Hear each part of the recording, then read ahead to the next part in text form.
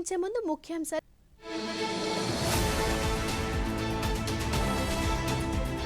రాష్ట్రపతి భవన్లో ఘనంగా జరిగిన ఎట్ హోమ్. హాజరైన రాష్ట్రపతి, ఉపరాష్ట్రపతి, ప్రధాని సహా పలువురు ప్రముఖులు.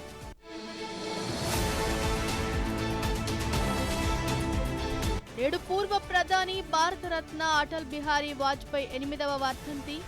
సదైవ్ అటల్లో నివాళులు అర్పించిన రాష్ట్రపతి, ఉపరాష్ట్రపతి, ప్రధాని.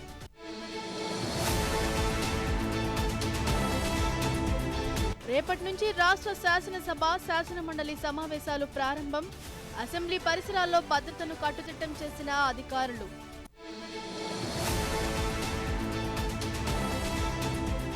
భోగాపురంలోని అల్లూరి సీతారామరాజు అంతర్జాతీయ గ్రీన్ఫీల్డ్ విమానాశ్రయంలో రేపటి నుంచి విమానాల రాకపోకలు ప్రారంభం.